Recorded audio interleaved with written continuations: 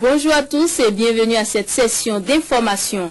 Forces de l'ordre et partisans d'Adrien Roubedi se sont affrontés à nouveau ce mercredi à Porto-Novo. Tout est parti d'une manifestation des femmes du grand marché de la capitale pour désavouer les résultats définitifs donnés aux premières heures de ce mercredi par la Cour constitutionnelle. On dénombre des blessés et une dizaine d'arrestations. Reportage. Un nouveau face-à-face, forces de l'ordre et partisans de Maître Adrien Roubedi à Porto-Novo. Cette fois-ci, ce sont les femmes du grand marché de la capitale qui sont sorties sous la direction des honorables Ibatou Sani Glele et Tidjani Serpos pour désavouer les résultats définitifs proclamés par la Cour constitutionnelle et qui font de Boniaï le président élu au thème du scrutin du 13 mars. Mais comme les précédentes manifestations, elle s'est heurtée à la présence des hommes en uniforme. Jets de pierre du côté des manifestants, grenades lacrymogènes du côté des forces de sécurité, le tout sur fond de course-poursuite. La situation a été en somme à la surchauffe pendant environ 2 bonnes heures.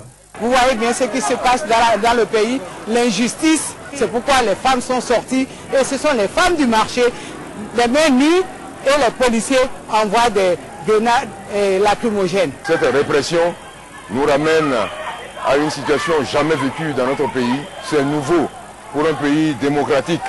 Pour un pays démocratique, la démocratie implique nécessairement non seulement les urnes, mais ça implique également la possibilité de manifester, de s'organiser, de s'associer et de manifester.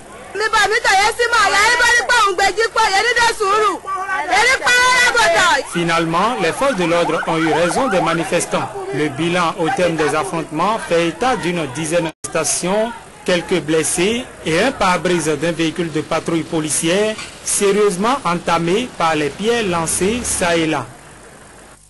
Mise en place d'un gouvernement de transition de type semi-présidentiel avec Boniaï comme président et Adrien Roubedi comme premier ministre, c'est la proposition faite par le groupe d'action et d'éducation pour le développement de Jean-Claude Oumenou pour la sortie de crise post-électorale que traverse le Bénin. Et pour la composition du gouvernement, la moitié des membres sera désignée par Boniaï et ses alliés, l'autre moitié par le camp Roubedi. Jean-Claude Oumenou et les siens ont fait ce plaidoyer ce mercredi au cours d'une déclaration de presse.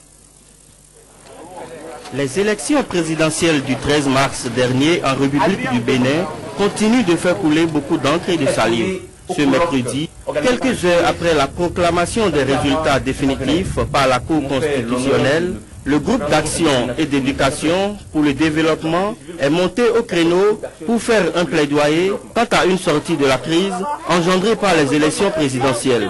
Élections qui, pour Jean-Claude Oumenou et les siens, auront été tout sauf constitutionnelles et organisées dans un état d'exception. Dans le processus ayant conduit aux élections du 13 mars 2011, au moins 2 dispositions cardinales de notre loi fondamentale, 2 dispositions relatives aux droits et devoirs de la personne humaine ont été purement et simplement effacées, piétinées, saccagées et finalement passées par pertes et profits. Il s'agit d'abord de l'article 6 qui stipule « Le suffrage est universel, égal et secret.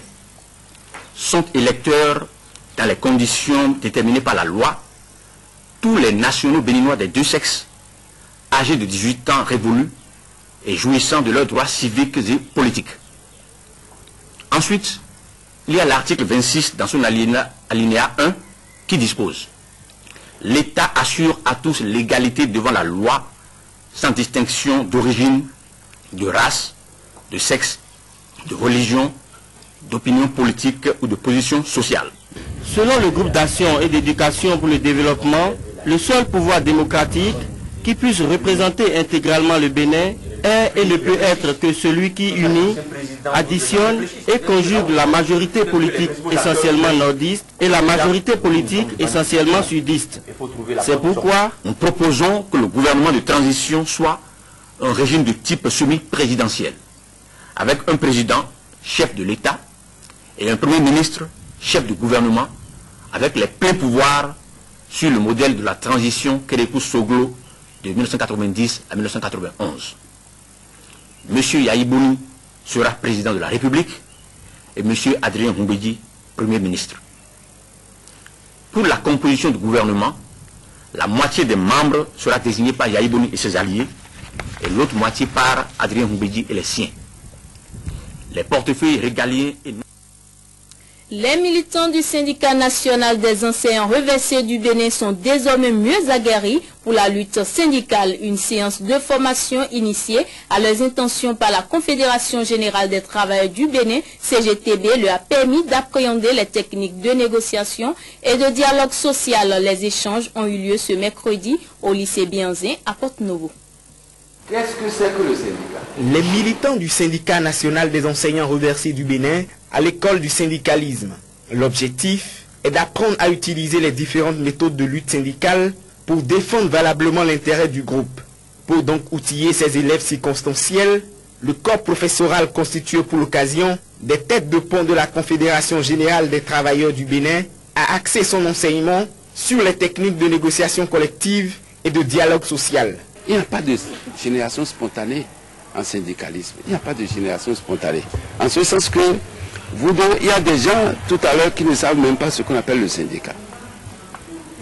Mais qui sont membres d'un syndicat. Vous voyez ce que ça donne comme information. Ils ne savent pas ce que c'est que négocier. Mais tout ça là, nous sommes en train de leur apprendre ça pour leur permettre d'être plus aptes à apporter un plus pour comprendre ce que c'est que le syndicat.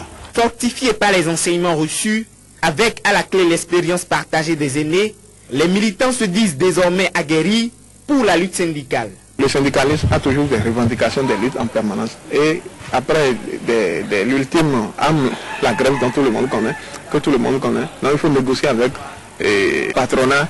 Donc pour négocier, il faut aussi avoir certaines notions. Il ne faut pas aller de façon débraillée et ne rien maîtriser avant de brandir la menace de grève. Nous sommes satisfaits parce que tout le monde n'en a pas bénéficié. Et c'est d'ailleurs pour ça que nous félicitons la CGTB. Mais nous-mêmes, une fois formés, nous devons chercher d'autres dimensions qu'on peut accorder à la formation reçue afin de réussir, afin d'être exemplaires d'abord sur le plan professionnel et également exemplaire sur le plan syndical. Né en 2009, le syndicat national des enseignants reversés du Bénin, SNER, est une jeune association affiliée à la CGTB. Pour un bon militantisme, Pascal Todinou et ses pairs ont invité les militants à défendre les intérêts de leur organisme, quelles que soient les péripéties.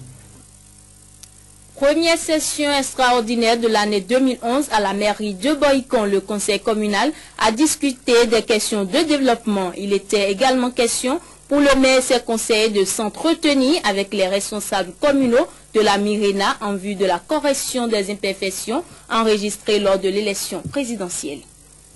C'est au tour du maire Luc Atropo que les conseillers de la 4e ville du Bénin ont mis un terme à leur première rencontre ordinaire au titre de l'année 2011. À cette fin de session, les représentants de la mission indépendante du recensement électoral national approfondi Mirena étaient invités. Le CA2 a évoqué un certain nombre de localités qu'il faut vraiment régler automatiquement avant ces élections. J'accepte l'idée d'évaluer et d'identifier les différents problèmes. Ce qui est sûr, nous allons relayer l'information à nos hiérarchies pour que une décision soit prise dans ce sens. Notre descente aussi, ce matin, c'est comme si on est venu pour régler un élément de vos plaintes. Parce qu'effectivement, à un moment donné, on a constaté que des gens ont été envoyés loin de leur localité. Les dysfonctionnements observés lors de la présidentielle dernière au niveau de la commune doivent être corrigés avec les propositions des conseillers. Mais ceux-ci n'ont pas encore fini de digérer les problèmes et ont exprimé leur amertume. Vous êtes revenus encore pour nous endormir. Moi je voulais demander, et ceux qui n'ont pas enroulé, ceux qui sont laissés pour compte, faites ce que vous voulez. Faites ce que vous voulez. Il n'y a pas de problème. Nous sommes là pour regarder, mais celui qui sème, il doit reporter. Ça, c'est nécessairement. Si tu sèmes une chose là, Gomo, c'est Gomo que tu vas reporter. Bien qu'étant aussi déçu, le maire a invité ses pairs conseillers à la compréhension. C'est heureux que le représentant même de la Mirena, que je voudrais qu'on comprenne. Quand il a pris la parole, il dit, mais on ne nous a pas laissé, nous, techniciens, travailler. Les politiques s'en sont mêlés. Ça veut dire qu'il est conscient du fait que ça s'est très mal passé. Des propositions venues dans le rang des conseillers que des agents de la Mirena ont permis de calmer les ardeurs. Restons toujours dans la ville Carrefour Boycon où s'est tenue une grande réunion des acteurs de la filière manioc. C'est dans le cadre d'un atelier fait d'échange sur les différentes voies à emprunter pour développer et rendre plus dynamique cette filière. Hélène Amoussou nous fait le point. Mieux rentabiliser la filière manioc en identifiant les forces et faiblesses des différents maillons de la chaîne pour une redynamisation du projet Common Fund for Commodities de l'Institut international de l'agriculture tropicale ITA Ibadan. VECO West Africa, qui pilote le projet CFC au Bénin, s'y attelle. Pour la durabilité du CFC, il urge de remettre sur orbite les différents acteurs des municipalités bénéficiaires, Djidja et Clécamin. Cet atelier vient donc en renforcement des capacités des acteurs. Beaucoup de pas ont été franchis, mais il reste encore beaucoup d'efforts à faire. Cet atelier dialogue multi-acteurs sur la filière manioc, ce serait pour discuter de toutes les questions relatives à la production, à la transformation, à la commercialisation, afin de mettre en exergue tout ce qui est force, tout ce qui est faiblesse et tout ce qui constitue peut-être un frein au développement de cette filière-là. Pour une pérennisation du projet CFC, les représentants des deux communes pilotes pour la phase expérimentale n'entendent ménager aucun effort. Il faut aujourd'hui aller plus loin dans l'appui technique en collaboration avec les ONG et une structuration des différents acteurs. L'accompagnement des producteurs, transformateurs, commerçants constitue une bonne approche de développement de la chaîne des valeurs de cette filière. Que cette filière soit relancée et les résultats, je vous l'assure, surprendront tout le monde. En initiant cette énième rencontre des acteurs de la filière manioc, VECO West Africa entend aider le Bénin à maintenir sa première place sur les 3 pays où s'exécute le projet. Toujours dans la même ville, les apprenants de l'école primaire publique Agbanweme Groupe D et leurs enseignants seront bientôt soulagés en matière d'infrastructure. Dans 3 mois, l'école sera dotée d'un module de 3 classes à la place des apatams qui jadis servaient 2 salles de classe. La pose de la première pierre a été faite ce mardi par les autorités de la commune de Boycon.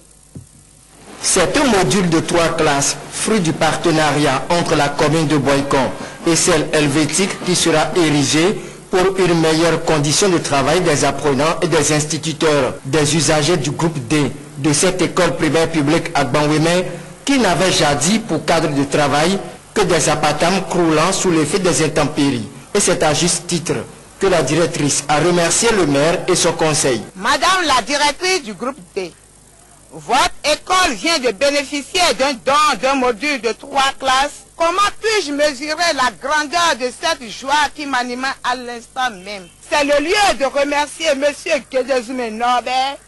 Nous remercions également le conseil communal de Boycon en général et en particulier son premier responsable qui n'a ménagé aucun effort pour l'aboutissement du dit projet.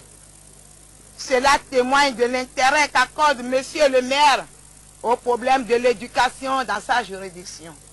L'association des parents d'élèves n'a aussi d'autres mots que de se réjouir de l'initiative du conseil communal. Pour le maire Lucas Tropo, les instituteurs méritent plus car c'est eux qui forment en premier les cadres de demain. Comme on le dit souvent, les conditions déterminent la conscience. Vous avez beau avoir de la volonté, lorsque vous n'êtes pas dans les conditions idoines pour travailler, il vous est difficile de réussir. Je le sais. C'est vrai que le travail à faire est tellement grand qu'on ne remarque pas souvent l'effort qui se fait. Aujourd'hui, nous venons poser la première pierre pour la construction des modules de 3 classes. J'espère que nous ne serons pas ici pour la dernière fois. Le maire et son conseil communal entendent ainsi revenir dans cette école pour la satisfaction dans la mesure du possible des doléances de la directrice. C'est sur ce reportage que s'achève le 11h de ce jeudi. Merci de l'avoir suivi. Je vous retrouve demain. Au revoir.